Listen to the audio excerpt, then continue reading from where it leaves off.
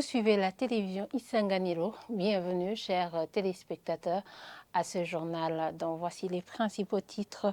300 techniciens agronomes ont été formés pour être des docteurs de plantes et vont travailler dans des cliniques des plantes créées dans les communes du pays.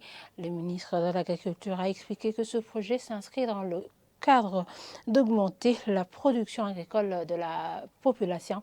Vous aurez les détails au cours de ce journal et le gouvernement du Burundi se dit confiant quant aux actions menées par l'ONG Parsem, une ONG qui contribue dans la recherche des solutions aux défis qui hantent le pays. Propos tenus par le directeur national de cette ONG après une audience qui lui a été accordée par la primature. Faustin Ndikoumana a indiqué que leurs échanges ont été fructueux. Les détails, c'est tout de suite.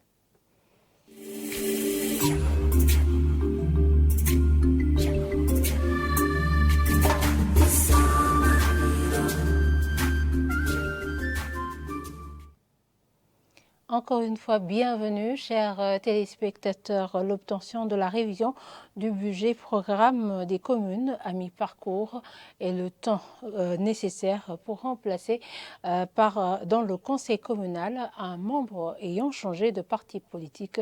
Sont certaines des questions adressées au premier vice-président du Sénat burundais en visite à Rumongue ce mardi.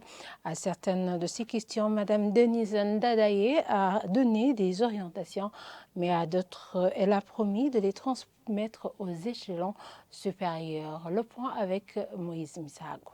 Au cours de cette réunion des conseillers communaux autour de la bonne gouvernance communale, Jean-Marie Ndouimana, administrateur communal de Bugarama, voudrait qu'on donne une dérogation aux communes dans le besoin de procéder à une révision budgétaire s'il y a un nouveau programme qui nécessite le décaissement de l'argent imprévu lors de l'élaboration du budget programme de la commune.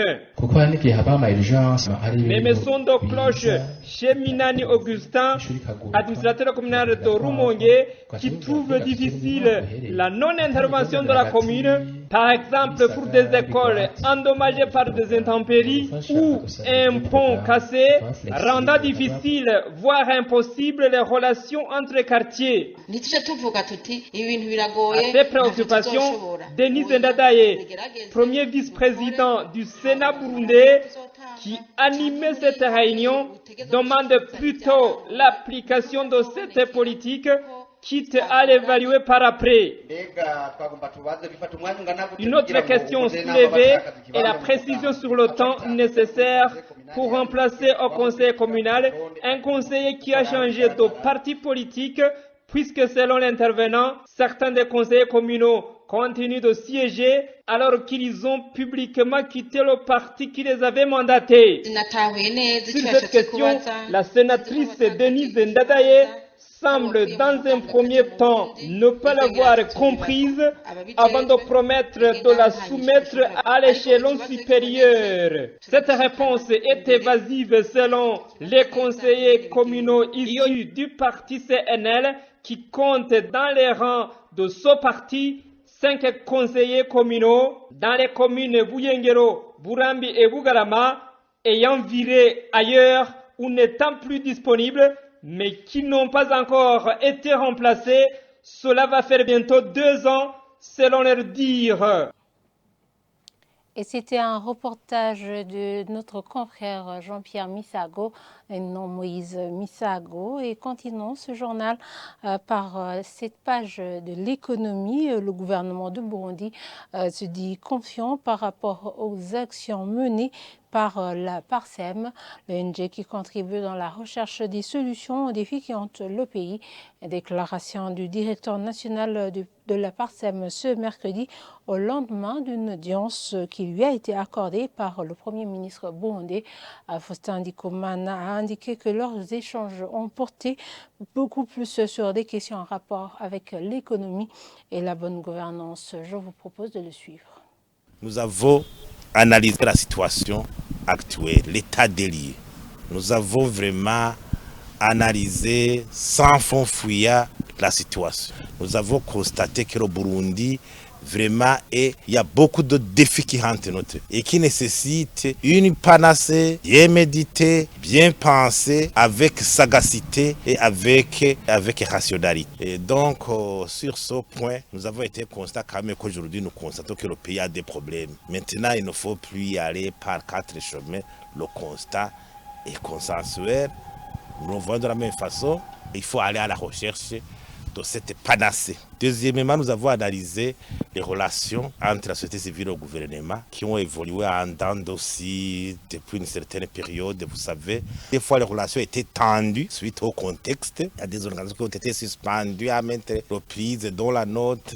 Mais nous avons dit que cette situation où les uns et les autres se regardaient en chaîne de faïence, qu'il fallait que ça change. Nous nous sommes dit, il ne faut pas continuer à regarder le passé, à être hypnotisé par le passé sombre et lourd qui a pesé lourdement sur nos relations. Il faut plutôt regarder vers l'avenir afin de construire un avenir radieux ensemble. Troisièmement, nous avons été contents de constater qu'il invite Parsem et de contribuer grandement dans la sensibilisation et la réveil de conscience parce qu'il a dit que Parsem, une organisation, et il a comme objectif de sensibiliser pour le changement de mentalité. C'est une organisation très nécessaire dans le contexte actuel pour nous aider à relayer nos messages, pour nous aider à réveiller, à secouer l'apathie des gens, pour faire bouger les lignes, briser les conservatismes, briser les paradigmes, briser les tares qui ankylosent la société actuelle. Tout cela, on a échangé et nous sommes dit que nous qu'on va contribuer. Je me dis alors que à ce niveau, les 3 points qui ont retenu notre attention et ont abouti à des résultats satisfaisants, quitte à ce que globalement on dit que notre rencontre a été cordiale et fructueuse. Je vous le disais, en titre, 300 techniciens agronomes ont été formés pour être des docteurs de plantes et vont travailler dans des cliniques de plantes créées dans les communes du pays.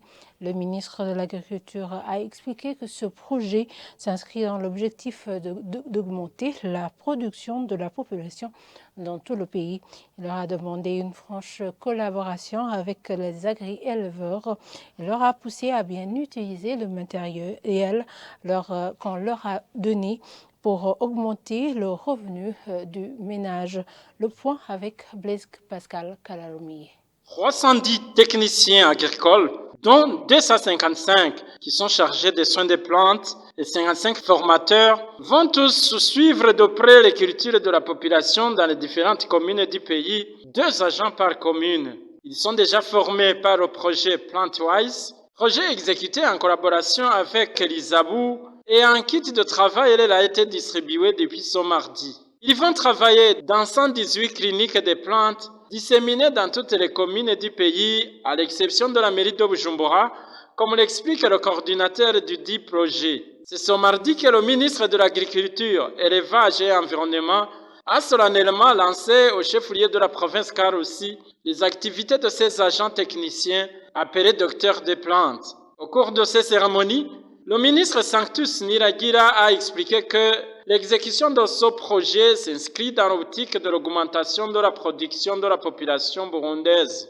Il a indiqué que cela permettra d'augmenter le revenu du citoyen et de là le développement de tout le pays. Aux agri-éleveurs, le ministre leur a demandé de chaque fois de besoin contacter ses agents techniciens et à ces derniers une franche collaboration avec les agri-éleveurs, mais aussi contrôler la vente et l'utilisation des produits phytosanitaires et vétérinaires dans la population et bien utiliser le matériel qui leur a été distribué, notamment les tablettes pour l'échange des informations et de connaissances, et cela pour le bien de la population. Le ministre a également remercié l'ambassade de la Hollande au Burundi qui soutient financièrement l'exécution de ce projet dans le pays. Les médias sont appelés à jouer un rôle important dans la lutte contre les abandons scolaires chez les jeunes filles. C'est dans cette optique que le CAFOB a organisé ce mercredi un atelier de formation sur l'intégration de la dimension genre dans les productions médiatiques à l'endroit des journalistes de différents médiums. Madone Kanyamuneza, chargée de projet et du femmes au CAFOB, souligne que l'une des causes majeures de ces abandons scolaires, c'est la jeune fille et la pauvreté. Suivez-les. On a organisé au niveau du CAFOB un atelier auprès des journalistes pour qu'il y ait des changements dans vos productions médiatiques par rapport aux différentes thématiques que vous allez avoir. On va parler des violences basées sur le genre, on va parler des égalités et équité du genre, on va parler aussi du leadership des femmes.